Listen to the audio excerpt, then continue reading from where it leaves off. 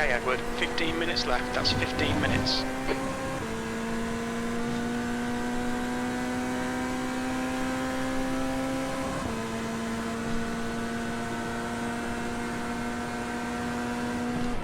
Left side. Clear left. Come on! Well done, good pass.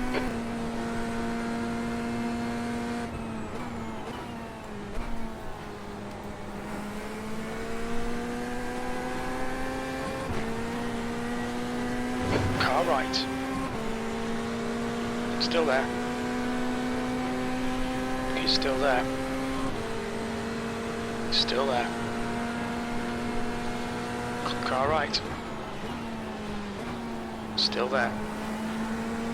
Right side's clear. Good move, mate. Yes! Victory! Well done, Edward. Great win. You deserved that today.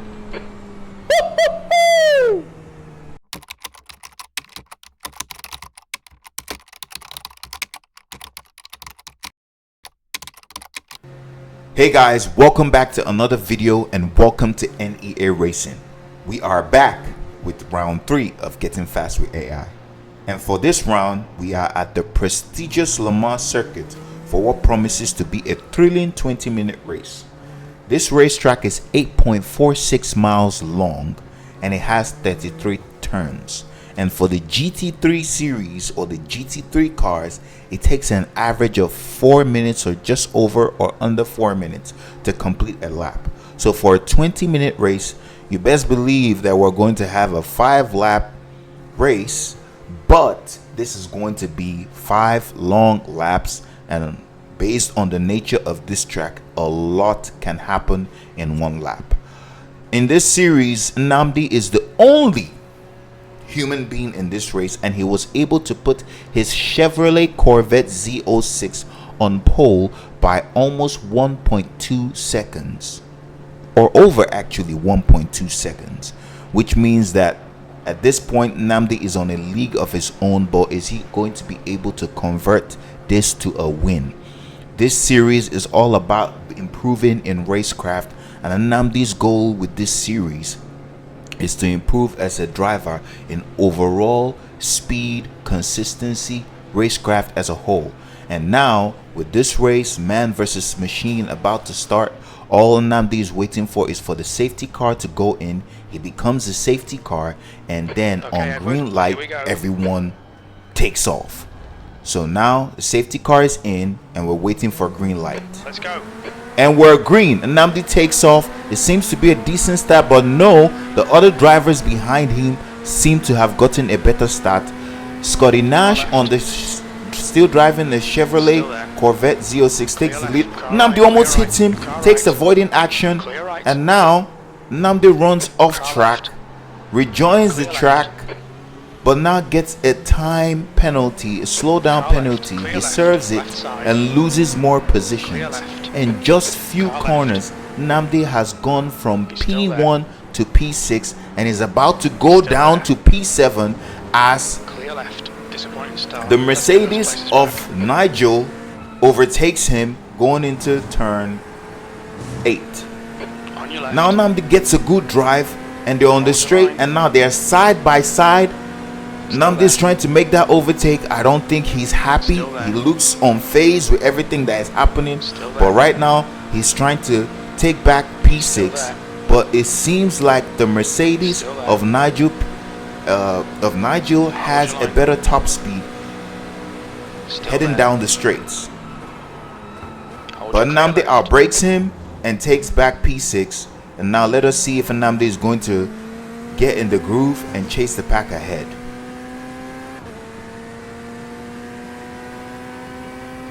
But right now, Nnamdi seems to be getting a lot of pressure coming from Nigel behind him. Like I said, the AIs, they seem to have a lot of top speed compared to Nnamdi. So on the straights, he seems to be like a sitting duck. Nnamdi goes defensive, Nigel goes on the outside, but that compromises Nigel because Nnamdi can take the racing line on the inside and maintain his position as P6, and Nigel remains in P7.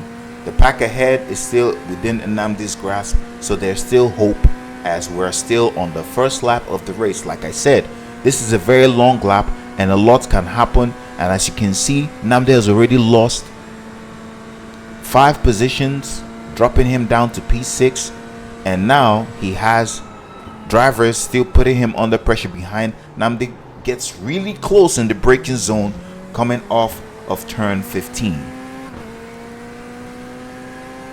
and now I think that has put him under pressure from Nigel. Nigel is chasing him, and Nnamdi has to take a defensive line so that Nigel would have the outside line, which gives Nnamdi room to squeeze him and not make him make a move. But this is looking interesting.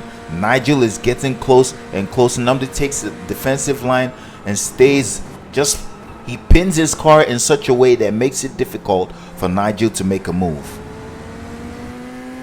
Nigel is still putting Nnamdi under pressure. This is completely different from what we were expecting. Nnamdi had gotten pole position by 1.2 seconds, over 1.2 seconds, and actually on his second flying lap he was actually going faster but went off track and lost time.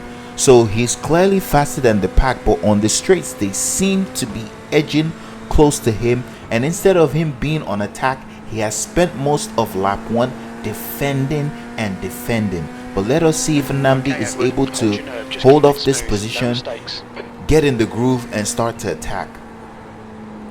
As we get to the twisty beats in Le Mans, it seems like Nnamdi has a better traction and better handling compared to the AI drivers, and he seems to be getting close. He's getting close to the Ferrari. He goes to the left. They're almost 3 wide, but I think he yields to that because it's not going to work. It's just going to end in chaos. But that brings him close to the Ford. Nnamdi goes wide, dipping his wheel on the gravel, and now he has compromised his exit. Nigel is on him again, and so is the Mustang. These two drivers are trying to take position. Will Nnamdi? No, Nnamdi does not yield this. He does not want to lose that position because there are a ton of drivers behind, and if he loses that position, that's going to be more work for him. You can look at the face of determination Nnamdi has. He knows that he has the pace, but at this point it just seems like he's not getting the groove. He has spent most of the first lap defending, and now it seems he has gotten some breathing space to the driver behind, which is Nigel, and now he can focus on attacking. Let us see what Nnamdi can make of this move. This is the closest he has been in the straight to Doug ahead of him. Let us see if he can make a move stick. He's getting closer. He's getting closer. 3/10. Nnamdi missed his braking point and almost make that into a move, but now he has gotten another time penalty, which has now put him in the clutches of Nigel again. Now, how is he going to serve this penalty? Is he going to do in the straights? That will make a lot of cars overtake him. I think he's trying to serve this penalty in a very strategic way, but Nigel is on him. How is Nnamdi going to serve this penalty? It's down to 15 seconds, 14, 13, 12, 11. It's down to 10 seconds. How is he going to serve it? He goes. He's down to 4 seconds. Is he going to serve it on time? He just serves it. But now look at the pack of GT3 cars behind him. We have the Mercedes, the Mustang, the Porsche, all ready to pounce on any slight mistake Nnamdi makes. Look at the number of cars behind him. How is he even able to maintain composure going through all this pressure? And he still maintains his position going into turn or after turn 15.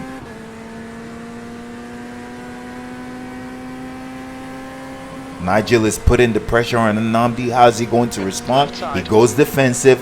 Nigel stays on the outside but thinks twice about it, and Nnamdi maintains his position on P6. This is someone who's supposed to... Nigel has lost the position to Steven, and I think that would give Nnamdi some breathing room to at least stop focusing on the rearview mirror and focus on gaining some positions.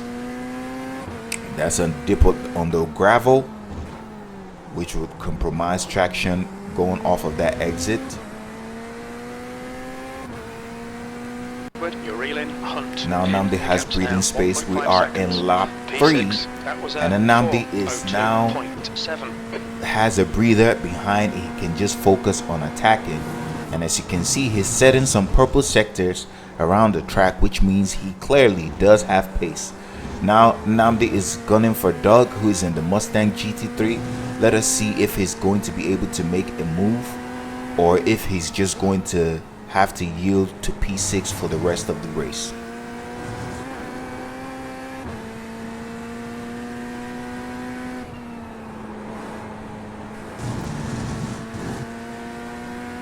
The gap is going down. It's down to 7/10, 6/10. Nnamdi seems to be getting closer and closer to the Ford GT3 of Doug. Let us see how close he's going to get, if it's close enough to make a move before heading into turn 11.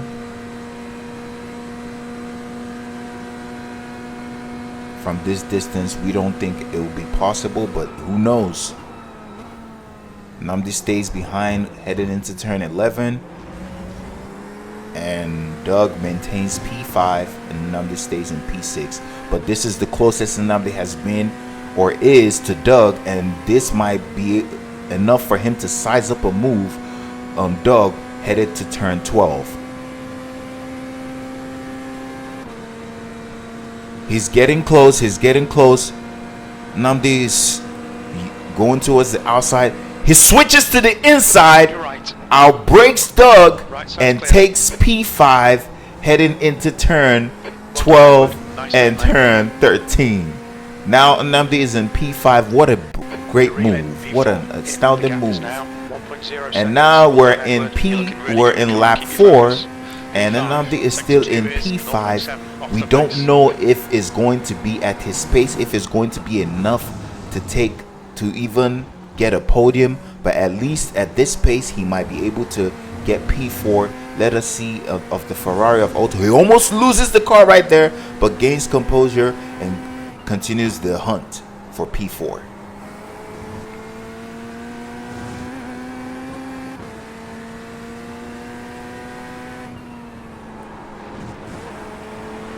Look at the drive that Nnamdi gets coming out of out of turn 8, and now he's pushing the Ferrari, and now he's alongside with the Ferrari. But the thing is that the AIs always have good top speed, and at this straight he's always going to be handicapped, so he goes behind, stays in the slipstream so he can use that slipstream advantage against the AI. Otto takes the defensive line. Nnamdi goes around the outside. What a move!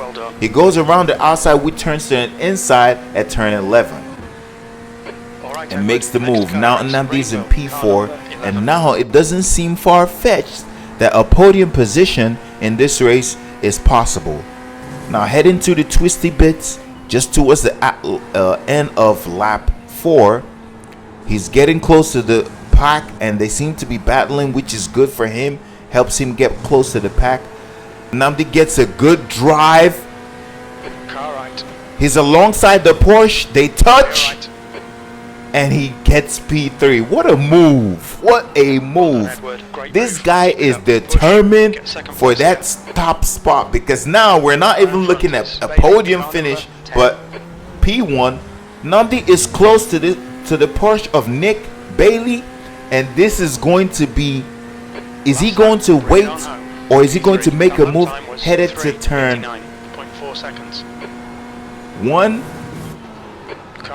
He goes on the left, and that's a move. Just like that, he makes P2. What an amazing move. And now this is the hunt for P1. This is the final lap of the race. The only thing between him and a win is Scotty in the Chevrolet, the same car he's driving, the Chevrolet Camaro, forgive me, the Chevrolet Corvette Z06 GT3. Sorry, as the commentator of this race, I also love the Camaro, but for this GT3 challenge, the Chevrolet Corvette is the better handling car by far.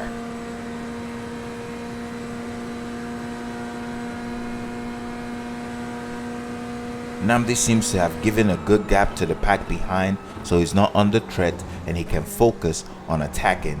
It's going to come down.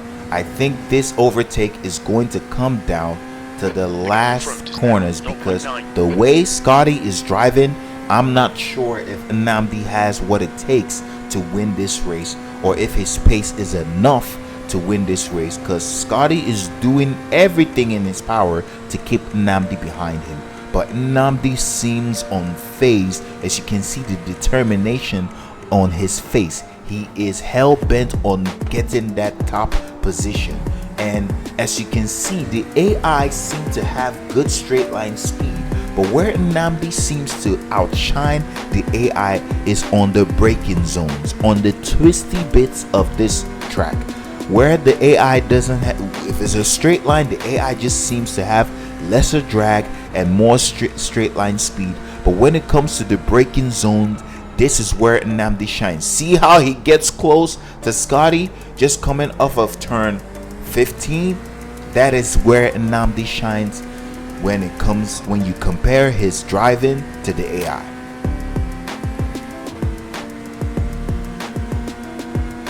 It's really going to come down to the last few turns if Nnamdi is going to make this move stick, because for all these straights, Scotty has Nnamdi behind for sure. Look at how close Nnamdi gets again in the braking zone, and he's just struggling and dancing with that car. This Chevrolet Corvettes, they have some good off-throttle rotation, and if you don't know how to use those off-throttle rotations that the Chevrolet Corvettes have, it can cause you to spin or lose the car or lose time in a lap. And at this moment, Nnamdi doesn't need to lose time. He needs to do what I call quali sector after sector. Every sector should be as if it's doing a quali lap. Now this is where Nnamdi over the entire weekend has had a good advantage over the AI. As you can see through the twisty beats, he gets really close to Scotty. Now this is where he has to make the move. If he doesn't make the move, he is not getting the position. Nnamdi gets a good drive. Is he going to the right or to the left? He takes the left, and they are alongside, and Nnamdi is going on the inside.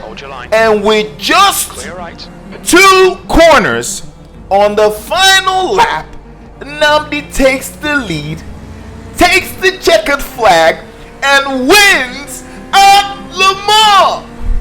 What a drive! What a drive!